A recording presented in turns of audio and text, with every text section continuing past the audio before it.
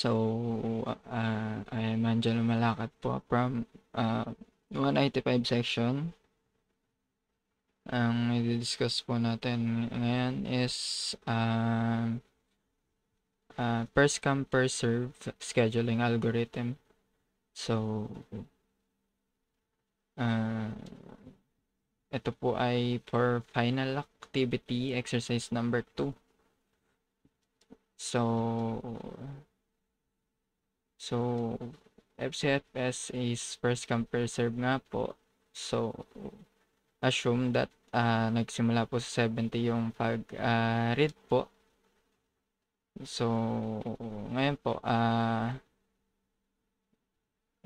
nag-access po, limbawa si user sa ano po, sa dito sa hard disk po natin. So, diba po, in-access niya po is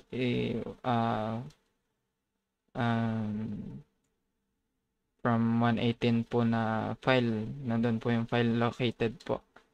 So, ito po. Assume that 70 nga po nag-start yung read po ng disk. So, punta po siya ng 118. So, first come first serve nga po. So, 118 muna siya. So, assume that 118 na po to. Ulit lang natin. Then, next po is 59. So, in-access niya po yung file sa 59 po. So, mag-travel po siya hanggang dito po. So, pababa naman po, ay pabalik yung ikot po ng disk. Tama ba? Pag pababa. Basta ganun po. Hanapin niya po yung 59. Same as well sa 110. Assume that 110 po is dito. Then, down to 95 naman po sunod. Hindi, babaan ko pa. 95 pala yan. So, 25 po dito. Then, next po na in-access niya is 105. So, 105. Close lang po sa 110. 105. Then, down to 63. 63. Next po is 100. Show that 100 po dito. Then, 28.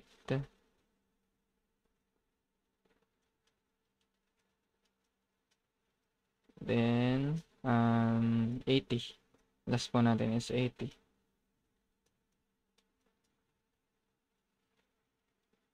So,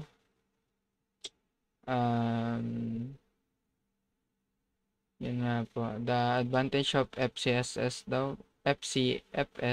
algorithm, so which is first come first serve algorithm, is its simplicity since requests are serviced in order that they come in. So, yun po. Yun po ang kinagandahan kasi kung ano po yung unang pumasok, which is are in access, doon po siya pupunta. Then, yun po. So, yun, kagaya po ng halimbawa po is ito, 118 po yung una niyang in-access. Then, sumunod po is 59. Ganun lang po kung ano po yung sequence ng kung ano po yung in-access niya. Ang disadvantage lang po nito is relatively poor performance in terms of minimizing the head movement. So, masyado pong malaki po yung ikot po ng disk po ng hard drive po. Parang halimbawa po is from 70 nga po siya, gaganon po. Biglang 59, hanapin nyo sa 59, then 110, ay 110 ganun, tapos sa para pong ano, yung mismong pag-read po ng this is, di ba po, is paikot. So, yung swing niya po is sobrang laki po. So, kumpitin po natin yung muna yung numbers of tracks traversed by the read and write head. So, from 70 to track 118. So, bali 118 minus 70 equals 48 po yung tracks na numbers niya po. Then, sumunod po is 118 minus 59. So, 59 tracks. Yung dinaanan niya. Then, 110 minus 59 equals 51 tracks. Then, 110 to minus 25 equals 85 tracks. Then, 105 minus 25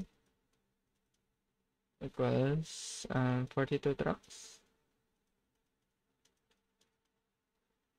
Then, 105 po ulit minus 63 equals 42 tracks. Ay, wait lang, mali ata ako. 80 pala to. 80 tracks, sorry. 80 tracks. So, 105 minus 25 nga pala is 80. Then, 105 minus 63 equals 42. Ito pala yung 42 tracks. Then, 100 to 60 minus 63 equals 37 tracks. Then 100 minus 98 equals 72 tracks.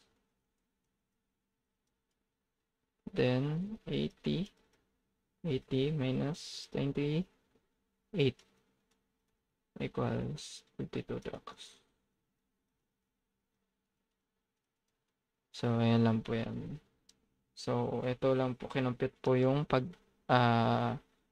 magkano pong karaming tracks po yung dinaanan niya bago niya mapuntahan yung mismong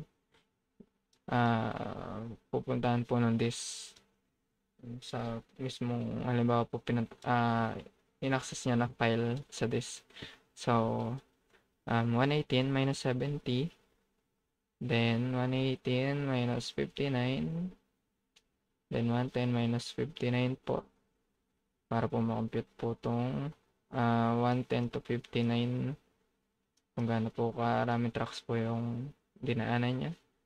Then, so on and so forth. So, total po nito is 526 tracks. Lahat po yung nadaanan niya po. So, ayan lang po yung FCFS. First come first serve algorithm. Scheduling algorithm po. Thank you po.